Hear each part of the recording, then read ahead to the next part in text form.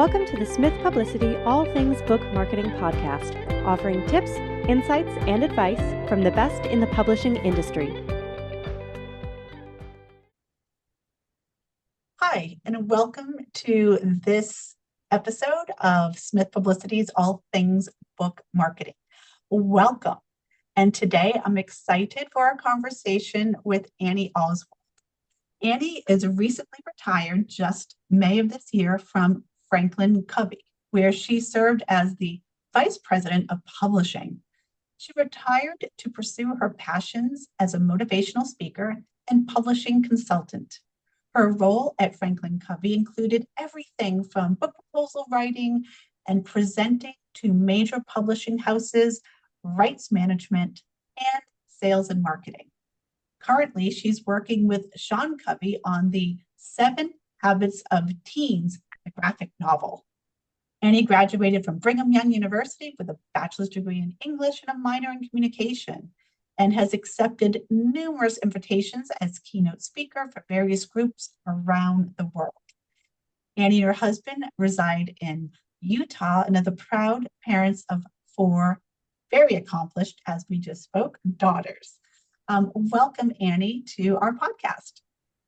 Thank you, Sandy. It's a pleasure to be here. Thanks for the invitation. Oh, yes. And I have to say that my colleagues, Corinne Mulder and Marissa Eigenbrud, met Annie at the Frankfurt Book Fair last month in Frankfurt, Germany, and said, Sandy, you have to meet Annie. You're going to love her. So I'm excited to have this conversation because Annie has a whole host of topics that I think authors will, and publishing professionals will really enjoy learning different slices of this. I don't want to say the crazy world of publishing, but it kind of is, right? Many different aspects. So Annie, why were you at the Frankfurt Book Fair? Like, what drew you to the event this past year? I'd hate to use the word I retired. I just like to say I moved on to pursue other things. Retired makes me sound old, so we won't go there. But okay. But I went to Frankfurt because in addition to stepping away from the full-time high-pressure executive role, I wanted to just pursue what was fun for a while. So I am still representing Franklin Covey and their foreign rights, in addition to some other outside partners. I've got some other books I'm representing. So I was there in order just to sell rights, to connect with partners. I have been in the business for a couple of decades. And, you create these lifelong friendships and you see these people maybe once a year, twice a year. And it's so invigorating to go to these book fairs and see your lifelong friends that you haven't seen for 6 months. And I bet for a while with COVID, there was a little bit more of a time when you didn't get to see them. Oh, yeah. It was so difficult for me to, yeah. Yeah, that was a tough time for all of us. But boy, when you go to book fairs, that was really hard for all of us. And it's interesting because it's taken years to get back up to the same numbers that we used to have. Absolutely. Yeah. And we all miss Book Expo. That was a place where we could come and, as you said, see those connections that we have made for many, many years. And I know Corinne especially loves, Marissa is just a social extrovert, but Corinne especially loves that in-person connection and she went to the London Book Fair last year and again, Frankfurt this year, and she comes back so energized and with ideas and people that Zooms are great. We're doing a Zoom now, but seeing people in person as a whole new level of connections in the publishing world and any world. And it's true. There's something about, people say, oh, you're still eye to eye, but there's something about that spirits connecting or our souls or whatever it is when you meet somebody in person and you feel the energy. I'm a firm believer in we exude energy. Yeah. Yes, absolutely. Going back to Frankfurt International Rights, what from an author's perspective, if you want to give a 1-sentence description of exactly what international rights are from an author's perspective, And then talk about, if you are an author of a book, when and how should you think about an international rights path for your own work? Okay. I spent a lot of time talking about rights. It was book rights and audio rights. There's more than that. There's condensation, there's book clubs, there's movie and film, but specifically today, let's talk about, the book and audio. What it means is that sub-rights are, and this is interesting because as you new authors enter into contracts and agreements, you have to think long-term. If you have any kind of international connections, then when you enter into an agreement with a publisher, look very carefully and see who owns those rights. Because if the publisher owns them, you will eventually become backlist for them. You're part of their catalog, but you're always going to care more about the rights of your book internationally than any publisher is. And it's not to put traditional publishers down. They're fantastic, but they have hundreds of titles they release every year. And so I have to admit that the stars must have been perfectly aligned for me, because at Franklin Covey, I represented the 7 Habits of Highly Effective People. And you can't choose a better book to sell foreign rights for. Everybody wants it. Yes. In fact, I have a friend who said to me, well, what do you do when you go to book fairs? Do you take people out and wine them and dine them? And I said, oh, no. They're taking me out and they're wining and dining me because they want the book that I represent. And so that everybody should have such a perfectly aligned life would be wonderful. But Yeah. So I like to tell people it's not that I'm brilliant. I just had the right book and the right company to support me. No, But, I from a publicity perspective, we have the same model. There are some books that we work with where the media is, coming to us. yes. Give me a piece. I want some. And then other times we're like, please take a look at this author. So It's like going to Costco and offering samples.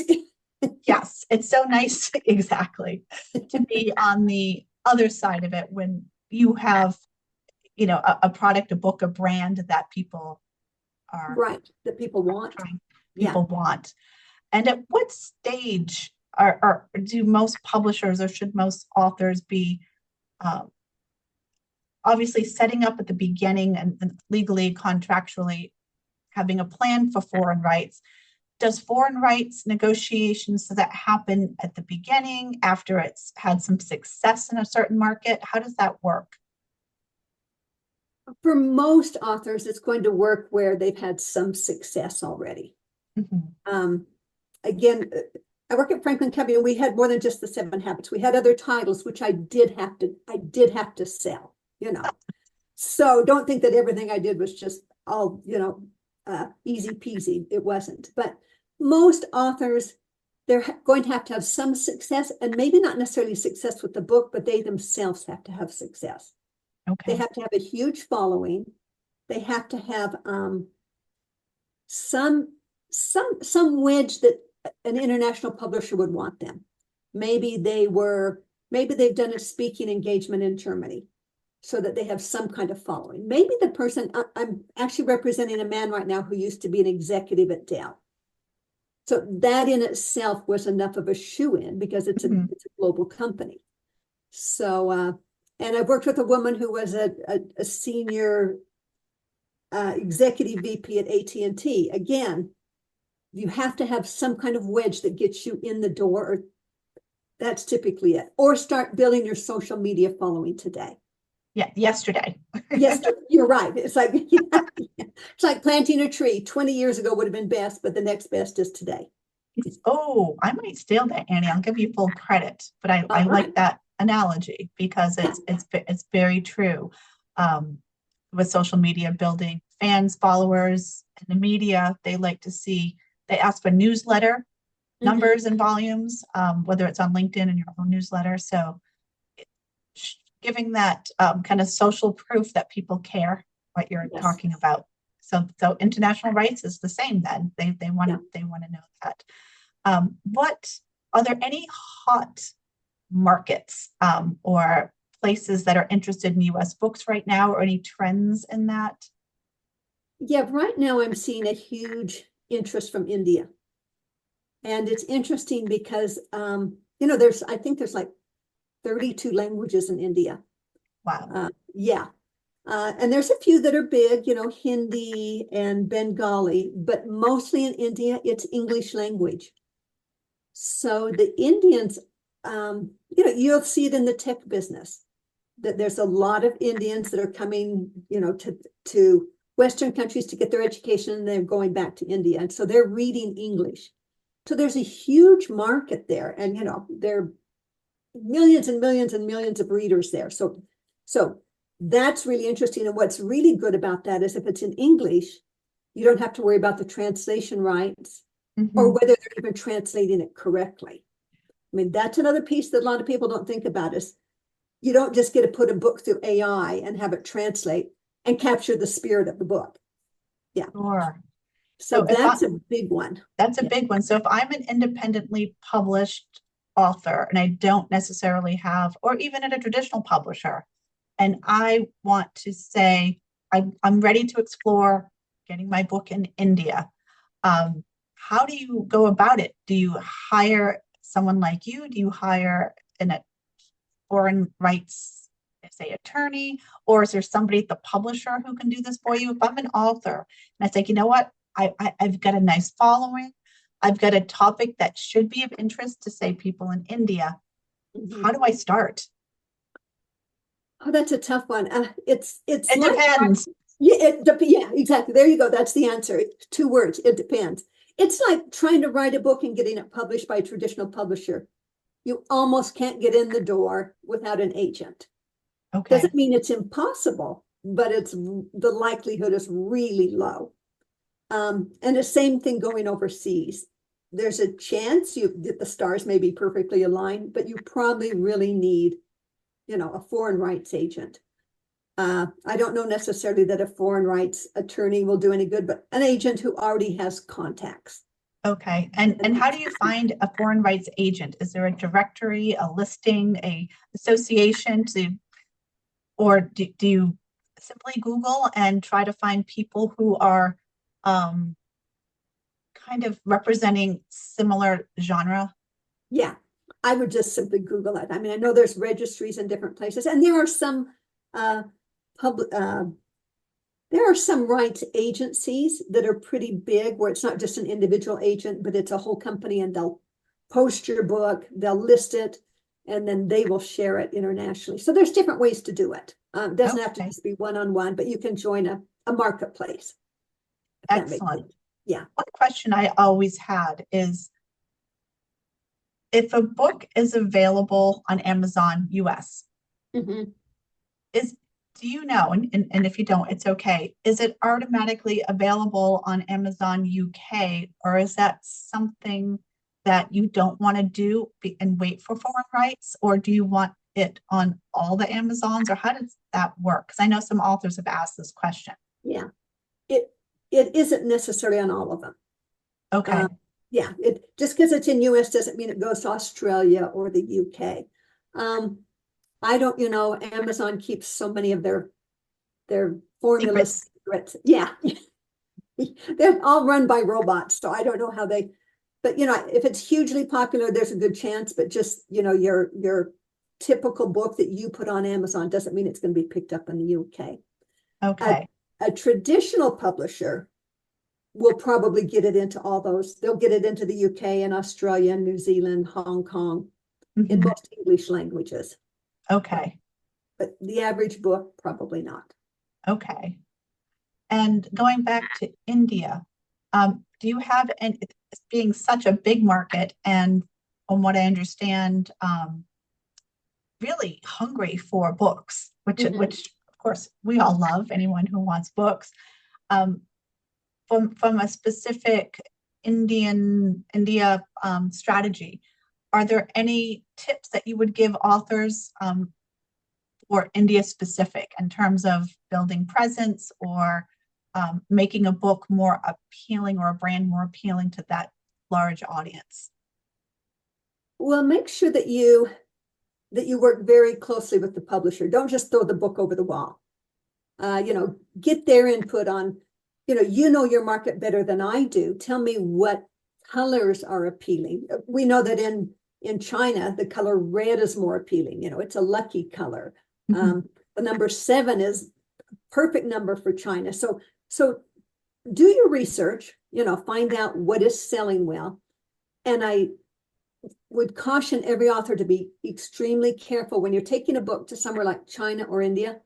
Make sure you choose a reputable publishing house.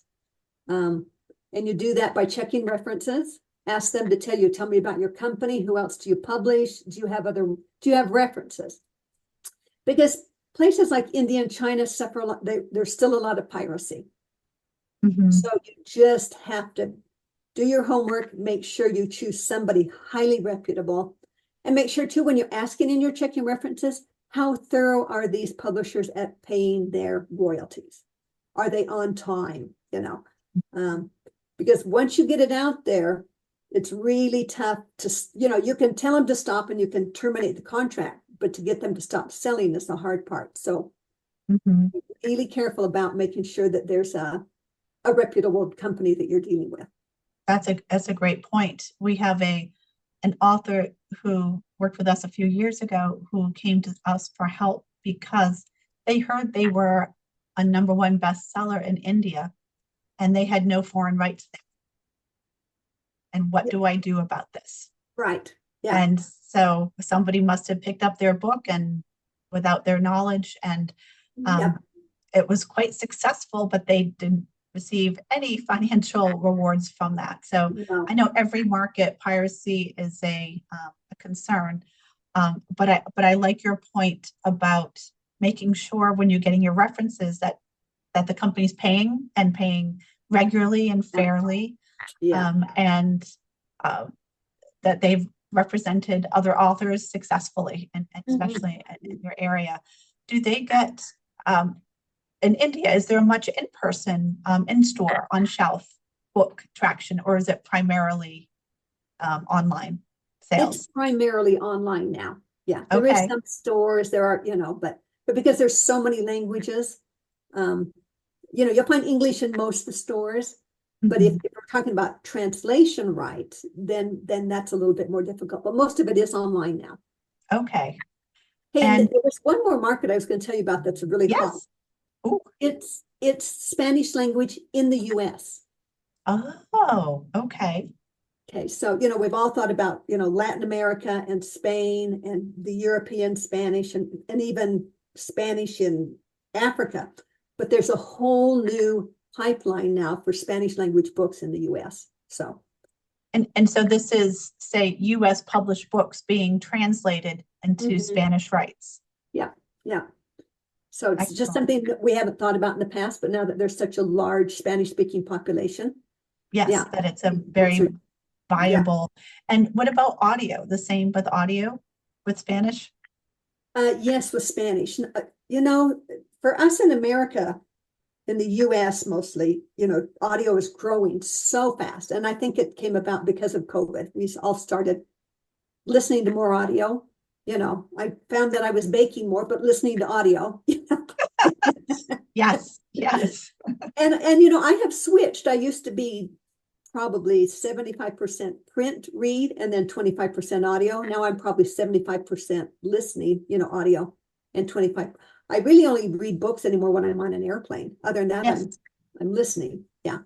Annie, you just described my exact reading. And I read a book when I was on my flight to Boston this week. Like, oh, it was almost odd to sit and read, but I couldn't do the audio and just stare at the window. So I'm always multitasking and I'm reading so much more. And I've been doing audiobooks so long that I call them in my head books on tape. How's that for aging myself? And I do books on tape, and always got them with the kids at the library when they were young, and then obviously CDs, and it's just a beautiful way. When I come to the office here, it's about a 40-minute drive, and I always have an audiobook going. Yeah. And I bake, I cook, clean out my closets, do my laundry, go for a walk. Everything with the audio. Audiobook.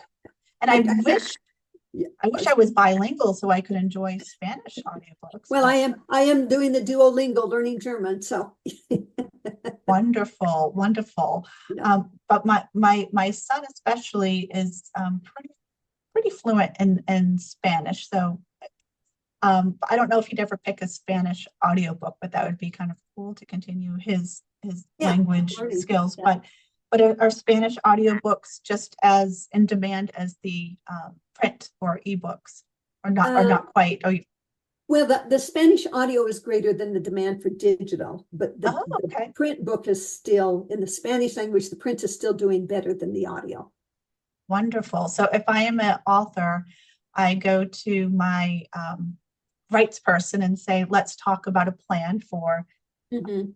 Spanish. And when you have a book, and because this kind of goes back to do people ever change the book based on a translation or a market? For an example, maybe a case study in a nonfiction book might not make sense to the Indian market. Like, Yeah. oh, I have an Indian company I can highlight, or in say a Spanish translation of say a children's book that maybe they would have maybe a Spanish heritage meal and an illustration as opposed to something different. I don't know. Do people Yeah. change their book based on translations or Well, geographic areas? I'll give you a couple of examples. And working with Franklin Covey, we did some children's books, 7 Habits of Happy Kids. Which I'm a proud owner. You loved it. Good. Thank you. You kept me in business. We have some characters. We have porcupine and skunks, and we got pushback that in some countries they don't. Skunks are very North American kinds of animals. Yeah. They aren't in other places. And porcupines, but what to us was very common. And so, yes, we did work with them to allow them to slightly customize. Yeah. We had a name for the porcupine, which was pokey, and apparently that was a vulgar term in. Yes, yeah, exactly. So, yeah, we had to allow them to change that.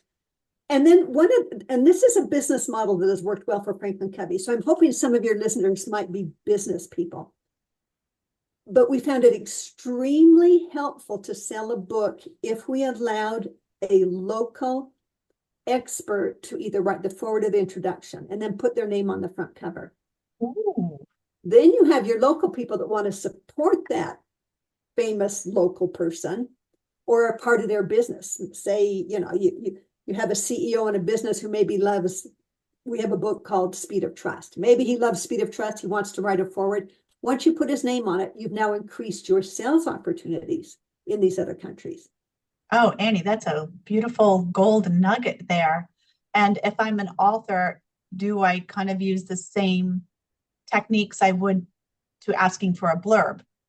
Yes. Yeah, exactly. Yeah. Go out with a very personalized message and ask and see what happens. Yeah, exactly. I admire what you do. I see that you're a high person of trust. I think you'd be perfect to write an introduction to this book about trust. Yeah. Yes. Yeah. And then that gives a whole nother level of credibility right at the get-go. And then that person too will have skin in the game. They'll be out there talking about it. Oh, my name is on this book, or, let me buy it for all my employees, or let me give it away as a gift, or there you go. So there's a secret nugget we occasionally use to expand our marketing. Mm-hmm. Yeah. That's fantastic. And so I like that there's some thought into making the book more personal to the market, both in terms of the actual production and marketing and packaging, blurbs type of thing, and also for the content to make it more valuable and meaningful to the reader, which is what the author would like in the first place, to have that. Right. Yeah. Which kind of leads into translations. How do you know that your book is being translated accurately? Is it do you find a translator who's reputable and then have someone else read it? Tell me about that process, because you said you can't use AI, and you want to make sure it picks up not just the literal words, but the spirit of the book. Right.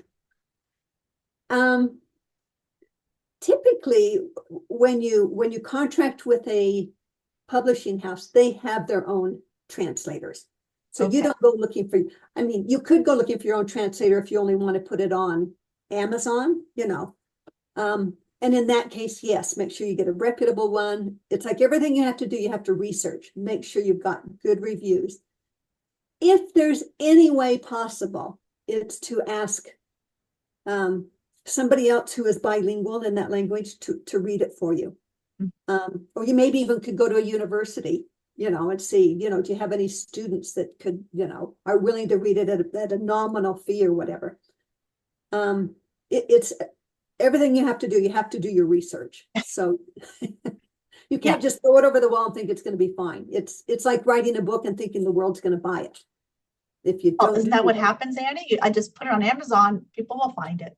Yeah, look at J.K. Rowling. It worked for her, right? Yes. I always say the only person that works for people who are famous in other ways, like, I don't know, Prince Harry. Yes, and even he had to do a lot of press. Right? Yes. Yes. It's so that's it. Just put it up. It'll be fine. Yeah. But it's a really sub-rights and foreign rights are. I'd like to say it's complicated. It's not complicated, but it's labor intensive. Okay.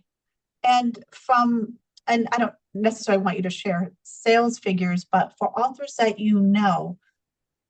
what can foreign rights do financially for them from a book sales perspective, or even maybe in the nonfiction space, job opportunities or networking, speaking, new clients? What can foreign rights do for authors, what they've seen? Yeah, perfect question, because your first was financially, and do not think selling foreign rights is going to make you any money on book sales, because it's not. What foreign rights does, or sub rights or any other kind of right, is that it gives you credibility. It gives you credibility to say my book has been published in 7 languages, or it also opens the door. If it's nonfiction, it opens the door for speaking engagements. We are a global village. There are people all over the world. And with Zoom, you can do speaking engagements just via Zoom without having to travel. Right. So it opens up the opportunity for keynote speeches. It opens up the opportunity to maybe even set up, there are training companies all over the world that license training materials. You may have a nonfiction book and you've done a workbook. It may open that door for you. Oh, yes. But I would really 100% caution you, don't plan on making money from book sales internationally. If you do, then it's icing on the cake. You're doing it because at the very beginning you said this. What you guys do is you create something beyond the book. Yes. And so that's what you're looking for, is the credibility and just to open new doors of opportunity. Yes, that's what we hope publicity does. Is yes, book sales are great. Most of our authors will say book sales is one small metric of the success of the book. It's growing their credibility, sharing their ideas, becoming a thought leader or a subject matter expert that opens up doors to new clients, new speaking, new opportunities. And that's what foreign rights sounds like it does as well. It's another it's another I don't want to say notch on your belt, but it's another accomplishment that you can share in your bio and your credibility, differentiating you from others who are competing for that same audience and attention. Yeah, exactly. And it's just like writing a book. A lot of people write a book not because they have this burning desire. It shows discipline. It shows, a different way of that you're thinking a step above maybe the normal, typical, person out there. Excellent. Well, in your experience and in your career shift, I would love to hear maybe even some of the principles that you learned from your books. That how did you know in your publishing career that it was time to make a change, and what has happened since, and what are you excited for in the next 2025? Thank you. That's a great question. Um, you know, I started with Stephen Covey 30 some years ago, and it was a very small company. It was kind of a startup.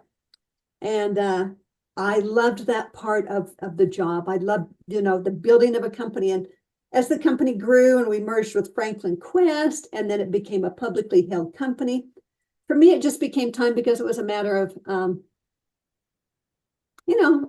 didn't want to work for the corporate world. Nothing wrong with it.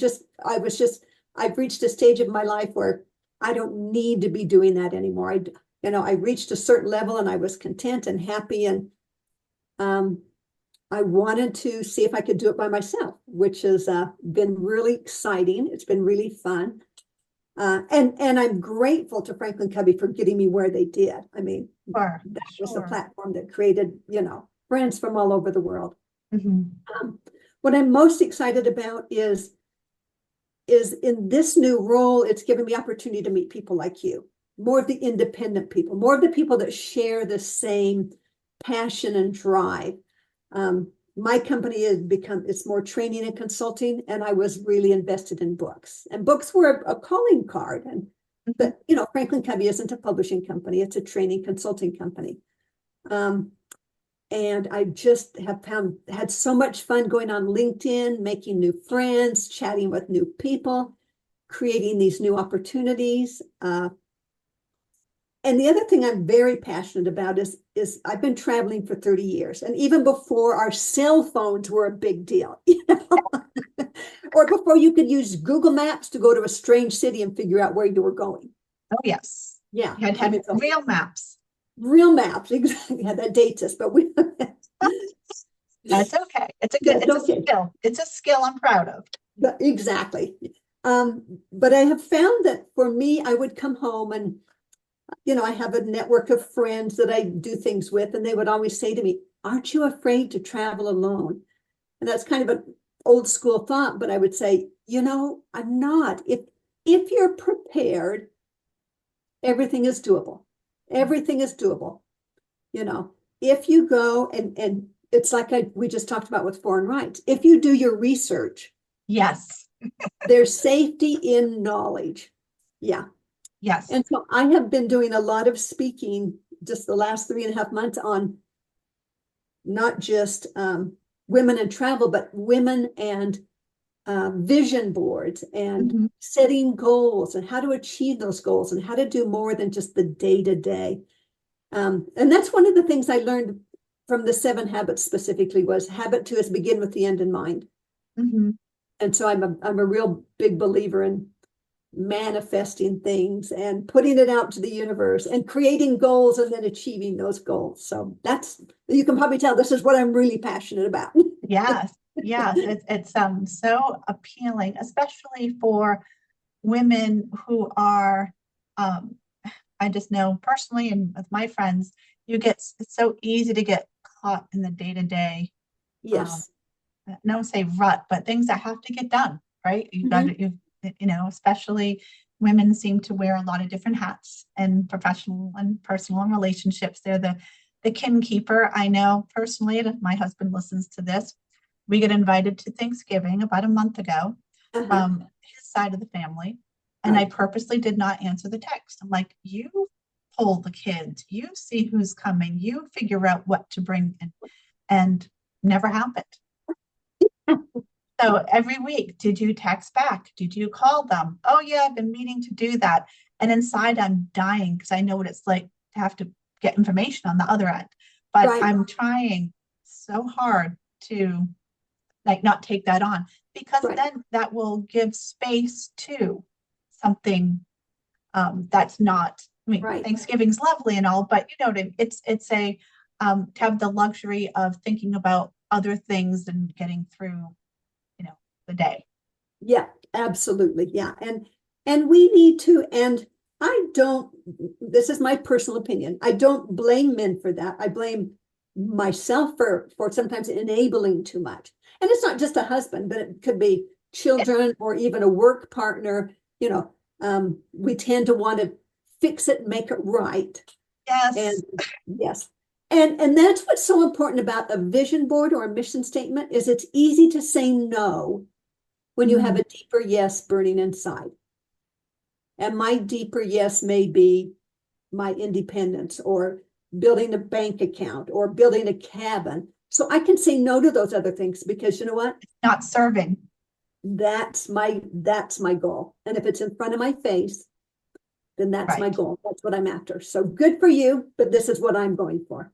Right. And in the foreign rights world, if this is your goal, then you can say no to some other distracting, but maybe tempting activities or goals, and you can put that on your vision board, for example. So whether it's traveling to some new place or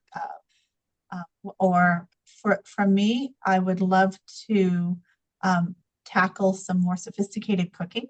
I would love to have some time for that and to get back to painting. I love oil painting and acrylic painting, but it just seems that something else always comes first. Right. So yes. So leaving space to make that a priority is pretty exciting. And are you do you feel freedom after kind of leaving and changing the job? Oh, absolutely. Yes. I tell my friends are like, oh, I said, I don't. I was afraid I would go through a little bit of depression, a little bit of a letdown, and it hasn't happened yet. It's from June 1st on, and I just keep thinking, okay, when am I going to think they're going on without me? And the freedom is just so empowering. It's very empowering, and we should all want that, that sense of empowerment that we can do more and that we should do more. Excellent. Yeah. So Annie, I'm going to have you buy Smith Publicity so that I can then go off and have that feeling. I highly recommend it. A new direction, a new passion, and that sounds absolutely amazing. Yeah. And then you're going back to Frankfurt, and you're seeing old friends, and I know that you'll be in New York coming up soon, and continuing to grow your network and work with authors. But it's about focusing on what I'm passionate about. Yeah. When you work for a big company, and sometimes there's so much security in that. So I don't want people to think that I'm saying it's not a good thing. Right. But there's just something that makes life worth living when you're pursuing what you're passionate about. So, Excellent. Well, I think we're running out of time here. I could keep talking to you all day. This is fantastic. But I will. We've connected like we're sisters, the sisters, long lost sisters. Yes, sisters from another mister, right? That's right. Yeah, is the expression there. Well, thank you for your time. I think you've given us such beautiful nuggets of knowledge for authors trying to understand foreign rights, international rights, translations. And I know we probably just scratched the surface, but boy, these were great takeaways. If people want to reach out to you, what's the best way for them to find you? Is it LinkedIn, your website? How would you like people to connect? Probably LinkedIn. Go to LinkedIn. Annie Oswald at LinkedIn. I also have a Gmail that's Annie's Traveling Feet at gmail.com. Wonderful. Yeah. So that's kind of my signature thing, is to take pictures of my feet all over the world. So. Sounds like a beautiful picture book. And are you a shoe person as well? What's that? So like shoes as well? Is that one of your? Yeah. So there you go. Sounds like a nice little coffee table book. We'll talk after. Good idea. That's not a bad idea. All right. Well, great. Well, thank you for your time, and we will continue our conversation. And thank you all for listening. Okay, I'd love to join you another time. Thanks, everybody. All right. Thank you for listening to this episode of the Smith Publicity All Things Book Marketing Podcast. To reach us and learn about our many services, visit smithpublicity.com or send us an email to info@smithpublicity.com.